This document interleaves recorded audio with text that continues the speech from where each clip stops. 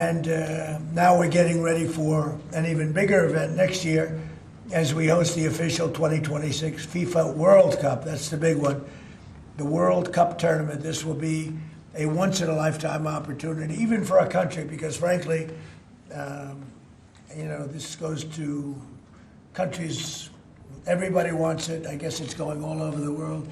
Do you know who's getting it the next time around? Who's getting it? Has that been selected? The next one will be Morocco, Spain, and Portugal. That's good. With 3 matches at the beginning in South America, Argentina, Uruguay, and Paraguay. And the one after will be Saudi Arabia in 2034. Wow, that's great. Yeah. Wow, that's great. Well, we have the king coming, Crown Prince is coming tomorrow. This will be a once-in-a-lifetime opportunity to showcase the greatness of American world-class athletic competition as we celebrate our nation's 250th year. The World Cup will also be an incredibly significant economic opportunity for countless American workers and businesses. It's expected to drive more than $30 billion, Johnny. I don't know about that. That sounds like a lot of money. No, that's true. Are you sure? 100%. How much does the country get out of that? 30 billion. 20%? No, do we get like a percentage of the gross or anything? That's for negotiation. That's right. Yeah. And it's going to create nearly 200,000 jobs for America. Since the creation of the White House FIFA Task Force earlier this year, Secretary Rubio's team at the State Department has worked tirelessly with the Department of Homeland Security to ensure that soccer fans from all around the world are properly vetted and able to come to the United States next summer easily. Before I took office, it would often take a year to get a travel visa, but because of the administration's hard work, now in more than 80% of the world, think of that, the wait time for a visa is 60 days or less. For those who intend to join us for the World Cup, I strongly encourage you to apply right away. And I want to thank FIFA Task Force and Secretary Rubio for the great job. Marco's doing a fantastic job in many ways, too. So I want to just thank you all for a great job. Marco, you're doing a great job. Beyond even this, we're also creating what we're calling the FIFA Prioritized Appointment Scheduling System. That's a hard one for most people to remember, but it's there nevertheless. And this will allow World Cup ticket holders with long wait times to opt with FIFA for a prioritized interview.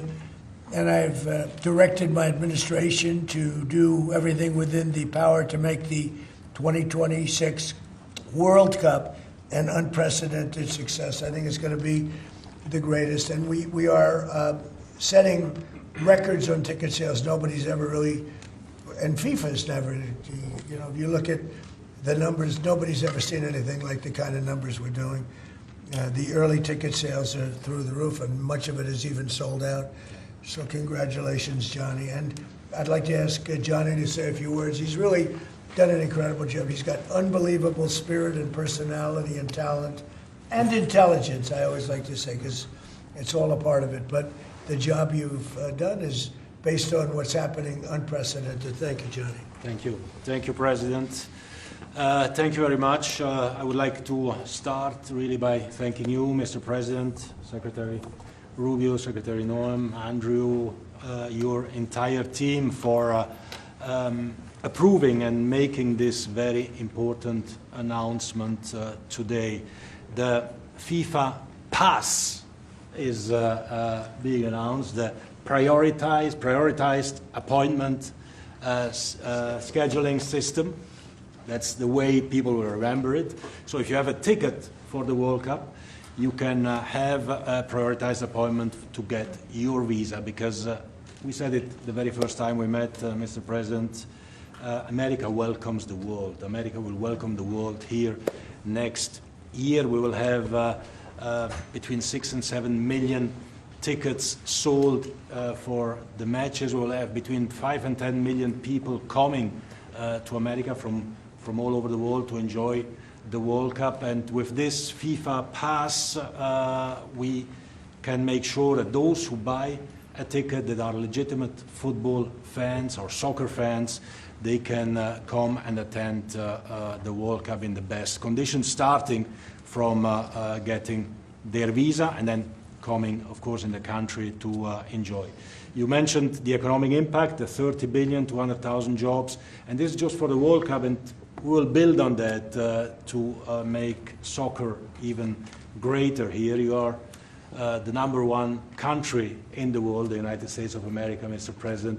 You have to be the #1 country as well in the #1 sport in the world. So we have to work for that, and we will do that, and the World Cup will be very, very significant in this respect. So big, big thank you to you, to the White House Task Force, to everyone involved, and we are celebrating next year not just the 250 years, but also the greatest and most inclusive World Cup ever. We'll have 6 billion people watching. We have the draw coming up on the 5th of December here at the Kennedy Center in Washington, D.C. 1 billion people watching the draw to find out who plays whom and where. We have 32 teams already qualified. Before or by tomorrow night, we'll have 42 out of 48 qualified. So a quarter of the world will be here, and we are looking very much forward. So thanks for the support, thanks for the great work, and always happy to be here at home, if I can say that. You are home. We are. There's your beautiful trophy right there. Yeah. You are, and a big part of it too. Marco, would you say a few words? Yeah, thank you, Mr. President. First of all, for getting the games, because this happened in your first term when the Cup came here, and it's a major undertaking. So we've deployed over 400 additional consular officers around the world to deal with that, in some cases doubling the size of the consular presence in our embassies in certain countries. And the good news now is that about 80% of the world you can get an appointment within 60 days. It used to take, half a year or longer, and now sometimes it took, now you can get it in less than 2 months, where in places it took over a year. In places, for example, like Brazil and Argentina, it took over a year to get an appointment. Now you can get it in less than 2 months. So our advice to everybody is, if you have a ticket for any of the games, you need to apply if you haven't done so as soon as possible. Don't wait till the last minute. Your ticket is not a visa. It doesn't guarantee admission to the U.S. It guarantees you an expedited appointment. You're still going to go through the same vetting. We're going to do the same vetting as anybody else would get. The only difference here is we're moving them up in the queue. We're moving them up faster. But my advice to everyone that's watching around the world is, if you intend to come to the games, you have to have a ticket. You need to apply. Apply as soon as possible. You're going to get your interview within 6 to 8 weeks, and move forward from there. Don't wait till the last minute to do it. Thank you. Mr. Congressman, would you like to say something? Well, first of all, Mr. President, none of this would have happened without your leadership securing this during your first term. I tell my colleagues all the time, this will be the largest sporting event in the history of the world. We expand from 32 to 48 teams for the first time ever. We're doing it with Mexico and Canada, but obviously the 11 host cities will be here in the United States, and it's going to have a $30 billion impact economically in this country. And so it has been a team effort by everybody, but I also want to thank President Infantino and obviously you, Mr. President, and your entire team, Andrew and Nick and everybody. It is going to be an unbelievable sporting event next summer. It's going to be great. It's going to be great. Andrew, would you like to say something? Sure, I Maybe think we'll have somebody much more important. much more important. And honestly, without her work, without Secretary of State Rubio's work in the State Department, this would not happen. And without your leadership and your vision, this would not have happened. I think 2 key points. One that the Secretary of State already highlighted. This is a welcoming message to the world without going around the safety and security procedures. It's so key to make sure that this World Cup is safe and secure, and the White House Task Force is working every day to make sure that's the case. And also, as Congressman LaHood said, the economic benefits for American businesses, both small and large, from a $30 billion event like this. So really, thanks to all the White House Task Force members, from Secretary Rubio to Secretary Noem. The 2 notice of funding opportunities that went out to the cities and states last month were really key from the safety and security perspective. To Deputy Chief of Staff Luna, who is integral in this whole process, to the White House Task Force members that are standing in the back of the room today and that couldn't be here. Without your hard work, this would not have happened, and I really can't thank you enough for really the best team I've ever been a part of. And also to FIFA, to the President Gianni Infantino, my good friend Carlos Cordiero. Your desire to make this World Cup the best yet, it's contagious. Every single day I come in and think, what can we do to make this even better? And Mr. President, your vision more than anything. I think it takes a unique visionary to be able to go and see a sporting event and realize that this can be one of the greatest cultural events in world history. And I think there are very few people, aside from the 45th and 47th President of the United States, Donald J. Trump, that can do that undertaking. So thank you. Well, thank you very much. Chrissy? Well, Mr. President, thank you for Andrew. Thank you for making him the head of our FIFA task force. He's fantastic. And Nick has been a rock star in facilitating all of our meetings, getting everybody together, and making sure that we're prepared to host this event. And it's going to be the world's largest sporting event ever hosted, and it's happening under your leadership. So every department has been working, but the Department of Homeland Security is working on making sure people can travel here safely.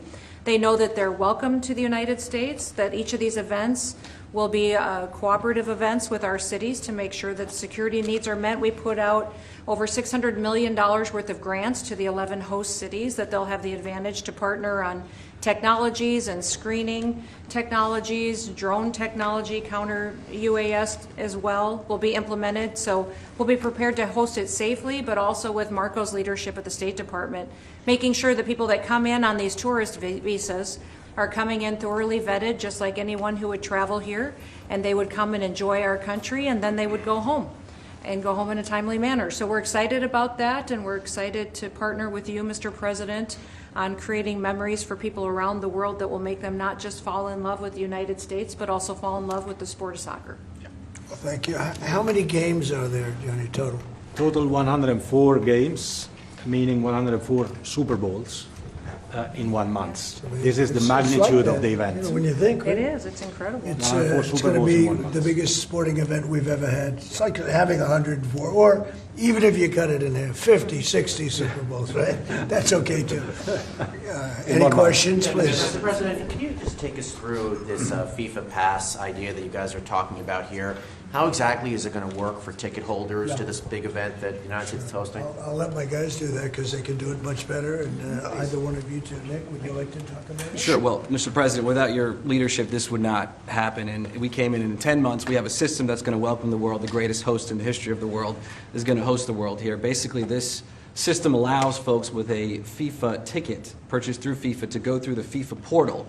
That is then going to get prioritized with the State Department, so that those appointments are going to be had before existing appointments, so that people, when they buy tickets, they have confidence that they're going to be able to come to the games and spend their money and travel this country and do all the things that they want to do and enjoy the game. So it's an incredible vision that the President executed here. Within 10 months, we started with really not that much. And so this whole team here, with the President's guidance, has made this possible. It's going to be the greatest games in the history of the world. Okay, do you have that? Yes, Yes. Not too complicated.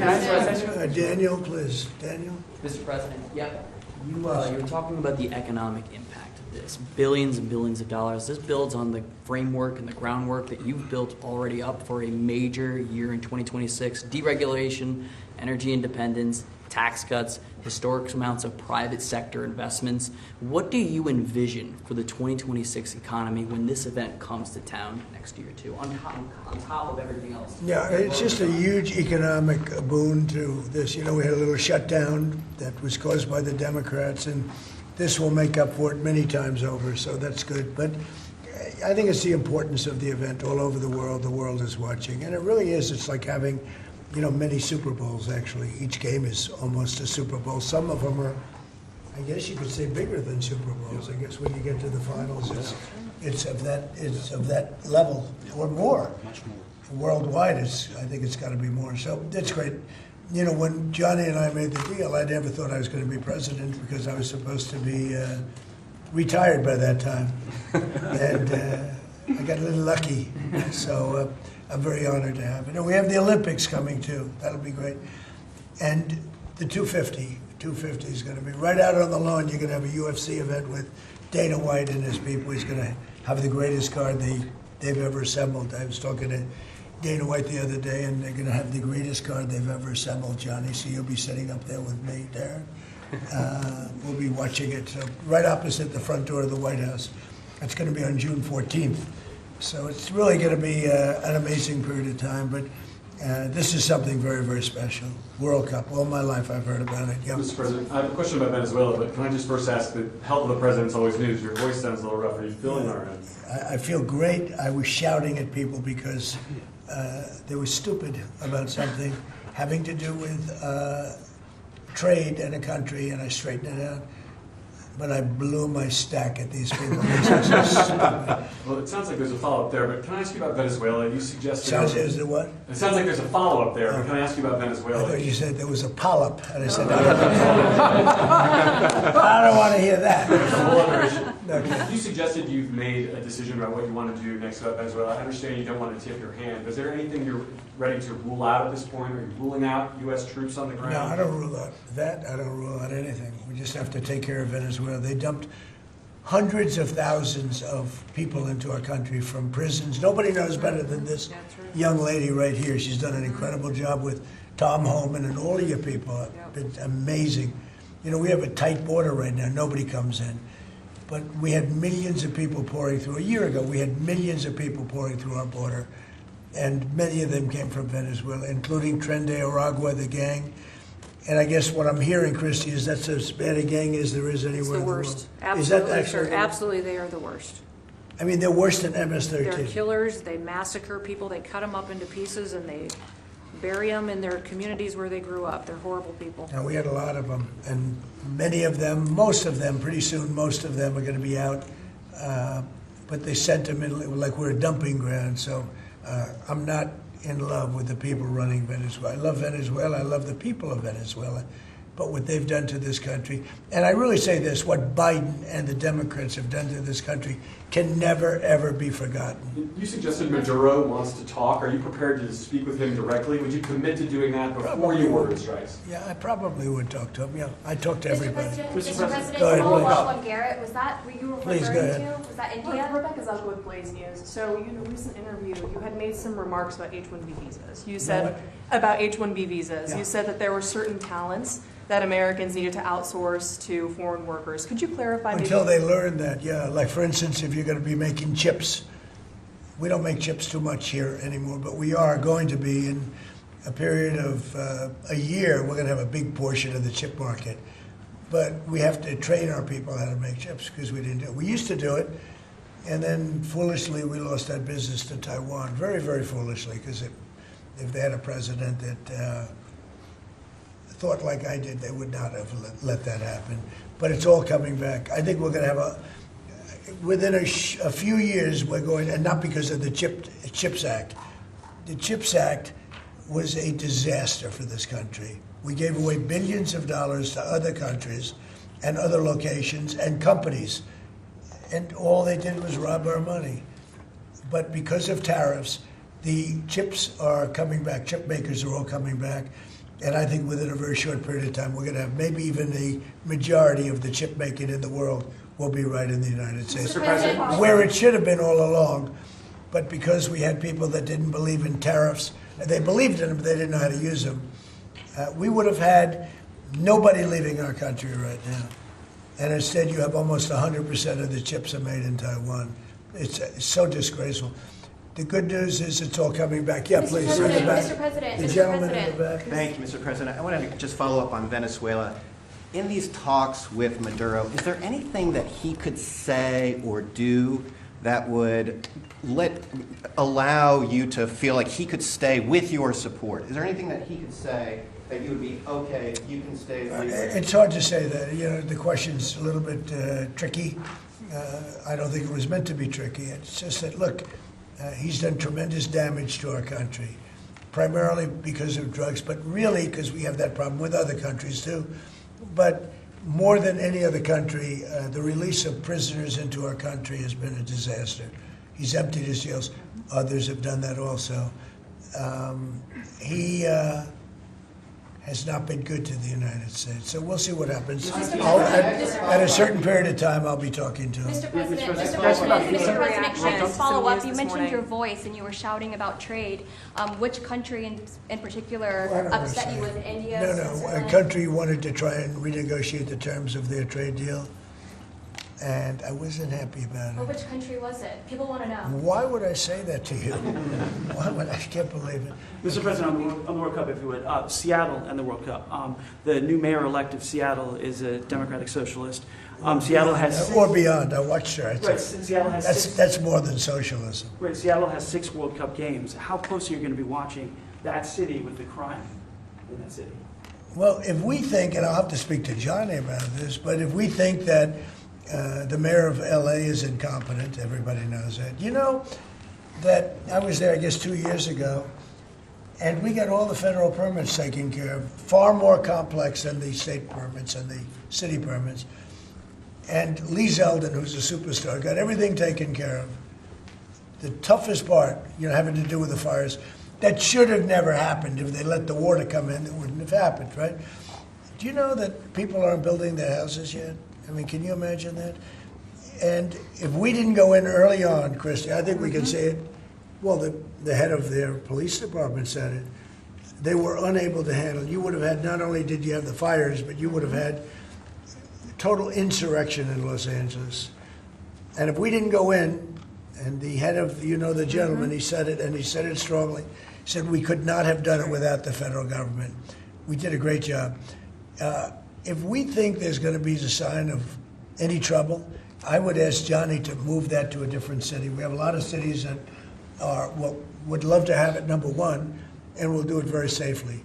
So if we think there's a problem in Seattle where you have a very, very liberal/communist mayor, I would say, it's certainly beyond just liberal. I watched her over the weekend. Wow, that's another beauty we got there.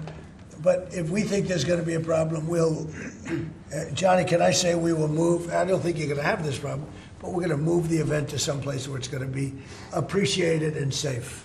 Yeah, well, I think safety and security is the #1 priority for a successful World Cup.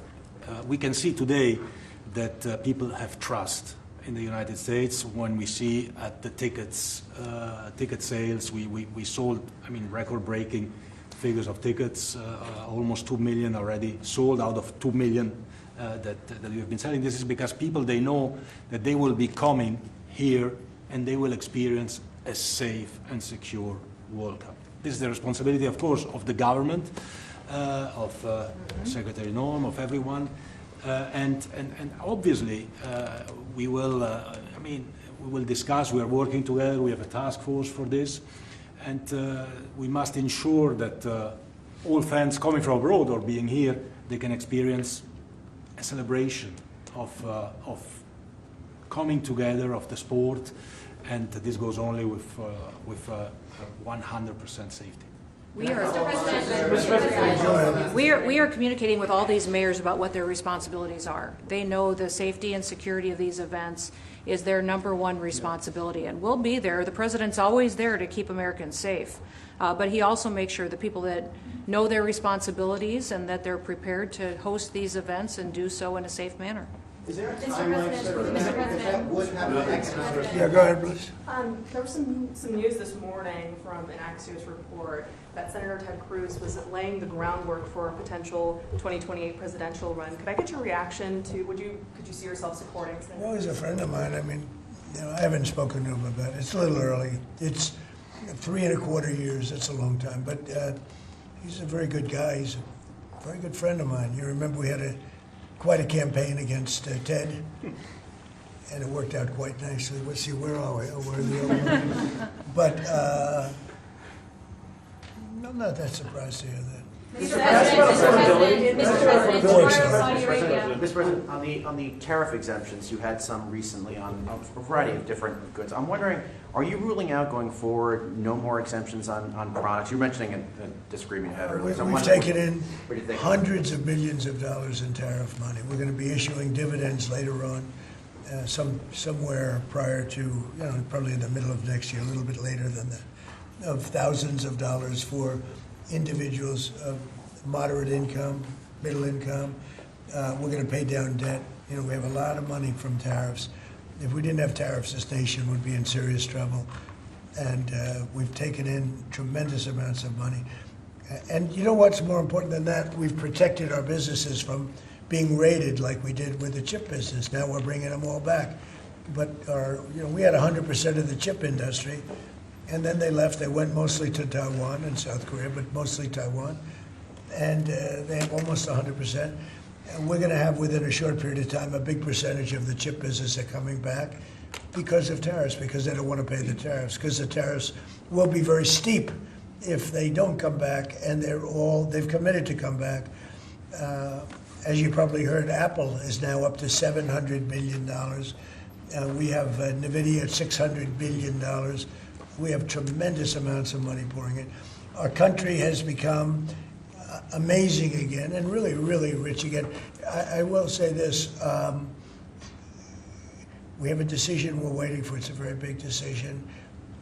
The numbers that we've taken in, if you talk about investments, is trillions, not with a B, not with an M, millions, but trillions of dollars. I can't imagine having to give that money back on something that we're allowed to do. And the ones that are fighting us are countries, largely. They're back in countries that have been ripping us off for years, using tariffs to rip us off. And now we're able to defend ourselves. It really is a matter of national security, because economic security is national security. So I think you're going to see another thing happening. I think you'll see food prices. They've come down very substantially since Biden. But I think you're going to see food prices coming down very substantially. Saudi Arabia, tomorrow you're hosting Saudi Arabia. Are you planning to sell F-35s to Saudi Arabia? Yeah. And also, are you looking at doing a similar security agreement like you did with Qatar? Yeah, no, I am planning on doing that, yeah. You're going to They sell want to buy. F-35s? They've been a great ally. They've got to like us very much. Look at the Iran situation, what we did in terms of obliterating, we obliterated their nuclear capability. Yeah, I will say that we will be doing that. We'll be selling F-35s. Yeah. Mr. President, to clarify something you posted on Truth Social last night. You urged House Republicans to vote in favor of this Epstein release bill they're going to vote on tomorrow. I just want to be super clear on your position. Do you want to see that pass the Senate? Would you sign that bill if it gets to your desk? I do want to. Here's what I want. We have nothing to do with Epstein. The Democrats do. All of his friends were Democrats. You look at this Reid Hoffman, you look at Larry Summers, Bill Clinton, they went to his island all the time, and many others. They're all Democrats.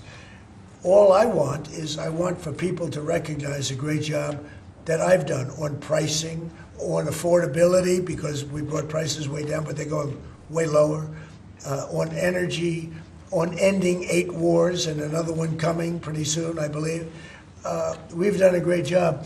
And I hate to see that deflect from the great job we've done. So I'm all for it. We've already given 50,000 pages. You do know that.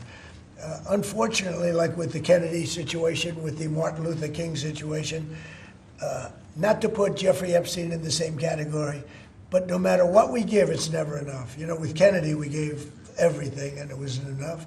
With Martin Luther King, we gave everything, and it's never enough.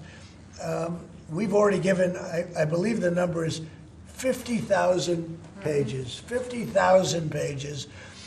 And it's just a Russia hoax as it pertains to the Republicans. Now, I believe that many of the people some of the people that we mentioned are being looked at very seriously for their relationship to Jeffrey Epstein. But they were with him all the time. I wasn't at all. And we'll see what happens. What I just don't want Epstein to do is detract from the great success of the Republican Party, including the fact that the Democrats are totally blamed for the shutdown. They cost our country hundreds of billions of dollars with that, at a lot of inconvenience. So I'm for I don't. They can do whatever they want. We'll give them everything. Sure, I would. Let the Senate look at it. Let anybody look at it. But don't talk about it too much, because honestly, I don't want to take it away from us. It's really a Democrat problem. The Democrats were Epstein's friends, all of them. And it's a hoax. The whole thing is a hoax. And I don't want to take it away from really the greatness of what the Republican Party has accomplished over the last period of time. Yeah, Mr. President, on affordability, the shutdown is now over, and administration officials had said when the shutdown ends, they'll reevaluate the farmer relief. Now we have the deal with China. So is the administration still looking to dish out farmer relief now that the government is back open? Yeah, we want to. I'm always going to help our farmers. So are you still looking to do I would relief? do that, yeah. If they need relief, we'll be there for them. We're going to always be for our farmers. So what are you waiting Yeah, for? please, in the back. Mr. President, just speaking of the economic impacts of FIFA and possibly moving to another city some games if you feel there's crime, is there like a timeline that you would do that? Because these cities, there's sponsorships, there's economic impacts for these communities. Sure. Is there? Well, you know, the governors are going to have to behave, the mayors are going to have to behave. You know, in the case of California, you have a problem. You have high crime, and you have a place that just suffered great fires and everything else, and they didn't do a very good job. And if we didn't go in from the crime standpoint, you would have had a disaster. It would have been, it was not going to be handled properly. It wasn't able to be. The head of the police said without, as I said, without the federal government, they could not have done it. So here's the story. I love Los Angeles. If they want help during this, I would love to send in National Guard or whoever's necessary to help them.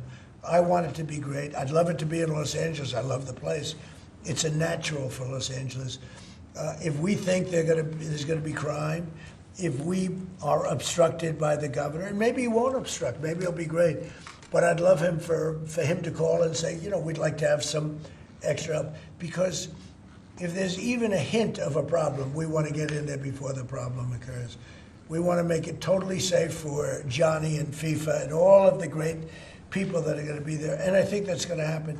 I would be honored to help California if they're going to have a problem, and if they think they're going to have a problem, they should say so. We can be in there in 24 hours' notice and do a great job. But does that Mr. President, by the end of the year, by the end of the year, by the end of the first quarter? Well, I think this: if they would tell us now, they're not going to have a problem, because if we go in, they don't have a problem. Look at D.C. There's no crime in D.C. anymore. And D.C. was a mess. If they want us to go in, I'd like them to tell us right now. But if we go in, there will be no problem. There will be no crime. What's the message then to like local businesses who are considering sponsoring in those Tell communities? your governor to ask for federal help. We'd love to help them. Mr. President, are you planning on also potentially launching strikes in Mexico or putting American troops or American personnel into Mexico to deal with it? Would I launch strikes in Mexico to stop drugs? It's okay with me. Whatever we have to do to stop drugs. Mexico is, look, I looked at Mexico City over the weekend. There's some big problems over there. If we had to, would we do there what we've done to the waterways? You know, there's almost no drugs coming in through our waterways anymore. Isn't it down like 85%? It is, sir. Absolutely. I don't know who the 15% would be. Yep. It wouldn't be you. No, that's for sure. No, I think it's been, Tons and tons of you would say drugs. that's a big signal. Absolutely. We have almost no drugs coming into our country by the sea, by, you know, the waterways. And you know why, okay? I mean, it's pretty obvious. Would I do that on the land corridors? I would absolutely. Look, every boat we knock out, we save 25,000 American lives. Not to mention the destruction of families. These families are decimated forever. The mother, the father, the children, they never recover really from it. You know, when you lose somebody like the way they live, if you lose them, but the way they die is horrible. Is it something So when we knock out a boat and we save 25,000 lives, that's great. Now, do I feel the same way about the corridors that they use? We know every one of them. We have every one of those corridors under major surveillance. We have nobody coming in through our southern border. But we know exactly how they get their things here, how they get the drugs here, fentanyl, cocaine. Colombia has cocaine factories where they make cocaine. Would I knock out those factories? I would be proud to do it personally. I didn't say I'm doing it, but I would be proud to do it because we're going to save millions of lives by doing it. Would you only do it with Mexico's permission, though? I wouldn't answer that question. I've been speaking to Mexico. They know how I stand. We're losing hundreds of thousands of people to drugs. So now we've stopped the waterways, but we know every route. We know every route. We know the addresses of every drug lord. We know their address. We know their front door. We know everything about every one of them. They're killing our people. That's like a war. Would I do it? I'd be proud to. I'd probably go into Congress and say, hey, and you know what? The Democrats and the Republicans would both agree, unless they're crazy. and they are a little crazy on the Democrat side. But Would you go to we have lost hundreds of thousands of people a year, death. And that's not talking about family destruction, that's talking about death. And much of it comes through Mexico. So let me just put it this way, I am not happy with Mexico, okay? Thank you very much, everybody. Thank you.